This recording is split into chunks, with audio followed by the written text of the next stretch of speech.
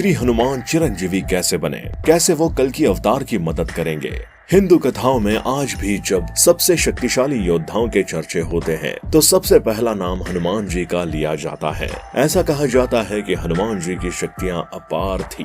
रामायण में भी उनकी शक्ति और भक्ति के गुणगान गाए गए हैं। हनुमान जी को शिव जी का रौद्र रूप भी कहा जाता है। ऐसा माना जाता है कि रामायण के दौर में हनुमान जी ने अपनी पूर्ण शक्ति का प्रयोग नहीं किया। यदि वो अपनी पूरी शक्ति से युद्ध लड़ते तो लंका का विनाश वो अकेले ही कर देते, लेकिन हनुमान जी भगवान राम की आज्ञा के बिना कुछ नहीं कर सकते थे। क्या आप जानते हैं हनुमान जी चिरंजीवी कैसे बने? और कभी गौर किया है कि रामायण के बाद हनुमान जी अचानक से कहां गायब हो गए? अगर नहीं जानते तो कोई बात नहीं, हम आपको बताएंगे। साथ ही ये भी बताएंगे कि कैसे भगवान कृष्ण ने सत्यभामा, सुदर्शन चक्र और गरुड़ का अहंकार एक साथ किया चोर चोर। लेकिन उससे पहले वीडियो को लाइक करो, चैनल को सब्सक्राइब करके बेल आइकन प्रेस कर लो। दोस्तों, हनुमान जी के चिरंजीव बनने के पीछे कथा है कि हनुमान जी बचपन में सूर्य को फल समझकर उसके पास पहुंचे थे। हनुमान के सूर्य को नीचा दिखाने के डर से इंद्र ने हनुमान को रोकने के लिए अपने वज्र का प्रयोग किया। वज्र हनुमान के गाल पर और बालक हनुमान मूर्छित पृथ्वी पर गिर जाते हैं। हिंदू पवन देवता और हनुमान के पिता वायु ने उन्हें हवा में उठाया और एक बाली में लेकर चले गए। क्रोध में वायु पृथ्वी से हवा निकालकर अपने बेटे पर इस तरह के हमले का बदला लेता है। जल्द ही सभी प्राणियों का दम घुटने लगता है। आत्मिक देवता ब्रह्मा के पास जाते हैं। इसके बाद ब्रह्मा सहित सभी देवताओं ने वायु देव के पास जाकर उनसे विनती की कि वायु का संचार प्रारंभ करे तथा बुद्धि और चिरंजीवी होने का आशीर्वाद प्रदान करे। ब्रह्मा ने हनुमान को वरदान दिया कि वो कभी भी शस्त्र से नहीं मरेंगे। एक बार की बात है, भगवान श्री कृष्ण द्वारका में रानी सत्यभामा के साथ बैठे हुए थे। उनके पास ही निकट ही गरुड़ और सुदर्शन चक्र भी विराजमान थे। तभी कोई बात ऐसी छिड़ गई कि रानी सत्यभामा ने श्री कृष्ण से प्रश्न किया कि प्रभु, त्रेता युग में आपने राम के रूप में अवतार लिया था। सीता आपकी पत्नी थी, लेकिन क्या वे मुझसे भी अधिक रूपवान थी? भगवान श्री कृष्ण समझ गए कि रानी सत्यभामा को अपने सुंदरता पर अभिमान हो गया है। रानी सत्यभामा की बात समाप्त होते ही गरुड़ बोल पड़े कि भगवान, क्या दुनिया में मुझसे भी ज्यादा तेज गति से कोई उड़ सकता है?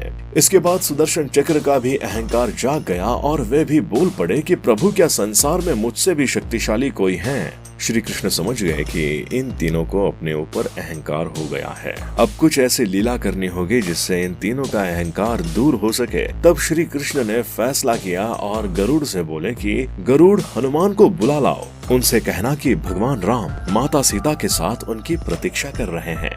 गरुड़ भगवान की आज्ञा लेकर हनुमान को बुलाने के लिए उड़ चले। सत्यभामा से श्री कृष्ण ने कहा कि तुम देवी के रूप में श्रृंगार करके तैयार हो जाओ, और श्री कृष्ण ने राम का रूप धारण कर लिया।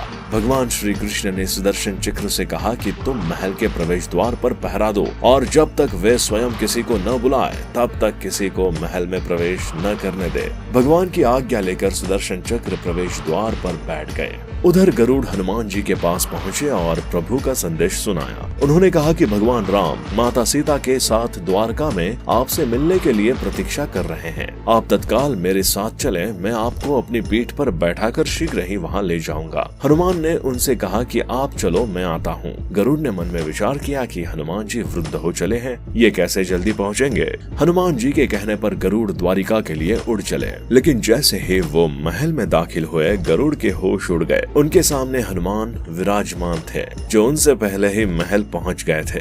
ये देखकर गरुड़ का सिर लज्जा से झुक गया। हनुमान जी को देखकर श्री राम ने उनसे पूछा कि पवन पुत्र, तुम बिना आज्ञा के महल में कैसे प्रवेश कर गए? क्या तुम्हें किसी ने रोका नहीं? तो हनुमान जी ने विनम्रता पूर्वक सिर झुकाकर अपने मुंह से सुदर्शन चक्र को बाहर निकाला और उनके सामने प्रस्तुत कर दिया। सुदर्शन चक्र को सौंपने के बाद हनुमान जी बोले, प्रभु, इस चक्र ने रोका था, इसलिए मैंने इसे मुंह में रख लिया और आपसे मिलने आ गया। इस बात पर भगवान मन ही मन मुस्कुराने लगे। हनुमान जी यहीं पर नहीं रुके, उन्होंने प्रभु से कहा कि आज आपने माता सीता के स्थान पर किसी दासी को इतना सम्मान दे दिया कि वो आपके साथ सिंहासन पर विराजमान है।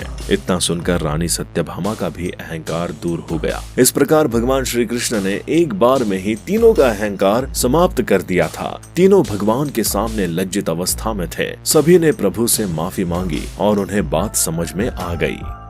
अब आपको बता दें कि महाभारत में भी हनुमान जी के होने की बात की गई है। पहली बार जब भीम जंगल में थे तो रास्ते में उन्हें एक वानर मिला। भीम ने उसे अपने रास्ते से हटने के लिए कहा, लेकिन उसने कहा कि तुम हटा दो, मुझ में इतनी शक्ति नहीं रही।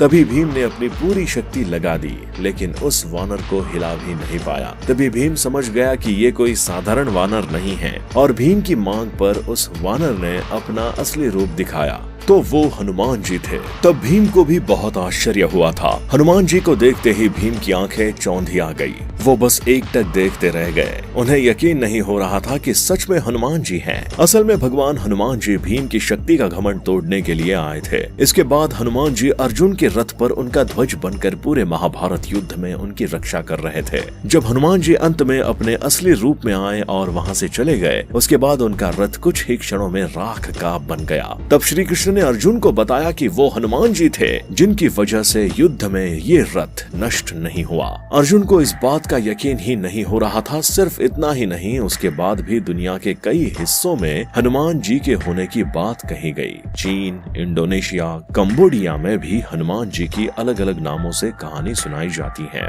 अफ्रीका से लेकर अमेरिका तक शक्तिशाली वानर के होने की बात कही जाती है। 14वीं सदी में ऋषि माधवाचार्य ने भी हनुमान जी के होने की बात की थी।